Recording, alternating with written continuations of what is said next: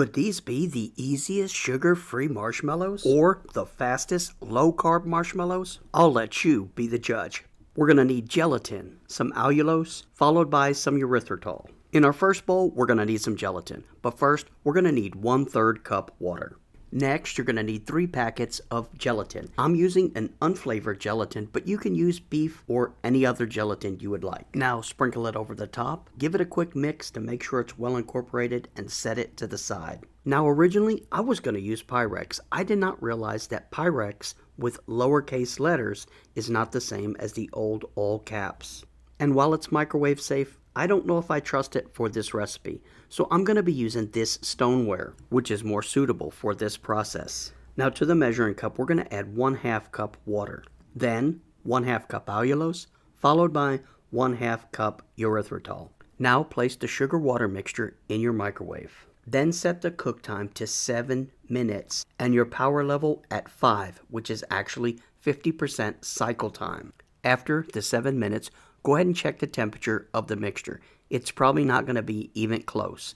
As you can see here, I'm only running about 212 degrees. Now the next cycle will be a full power cycle at 1 minute. After that cycle, I had only reached 223 degrees, so I put it on for another full power 1 minute cycle. After that cycle, I used my laser thermometer, and as you see here, it's reading 246, which is almost perfect. Let's check it again. 246. Now this next step is important. Leave it in the microwave to cool for 1 or 2 minutes. Once it's cooled for 1 or 2 minutes, you're going to go ahead and add some of it to your already bloomed gelatin and add the rest to your mixing bowl. Now trust me when I say you do not want to be in a hurry when mixing up this gelatin. And if you have gloves, I would recommend using them. I've burned myself with this mixture and it's not pleasant. Once the mixture is well incorporated, as you see here, we're going to add it back to the bowl that has the sweetened mixture. Now I don't mean to sound repetitive, but again, start this on the lowest speed. This mixture is very hot and you do not want to splash it on yourself. Once it begins to froth, as you see here, you can increase your speed a notch. And when it reaches this consistency, you can take it to almost full speed. Now a trick I like to use once the marshmallow starts to cool is to take the blades of my mixer and keep them at a 45-degree angle. By doing this, you push the marshmallow up instead of into itself. This creates more surface area to cool the marshmallow faster.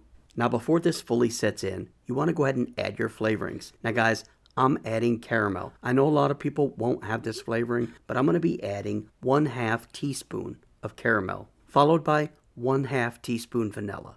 And if you don't have caramel, just use 1 full teaspoon vanilla. Now mix the marshmallow mixture until it stands up on its own. Now I find it easier to use a piping bag, but if you don't have one, you can simply use a gallon Ziploc baggie.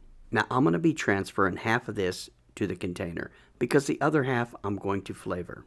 Now give the piping bag a shake to push it down to the end like this. Set it to the side and get out your parchment paper. Now if you're new to my channel, you may not know this, but I love this parchment paper. Pre-cut equals love and life, just like this. Bam, ready to go. Now cut enough off to make about a 1/2 inch diameter hole. Now when piping my marshmallows, I like to actually use an ice cream cone method. As you see here, I'm actually pushing some out, pulling it up, and pushing it back into itself. This method not only makes a nice looking marshmallow, it also allows the marshmallow to cure faster. Now look at these. These have only been curing for a couple hours. Look at how well they release.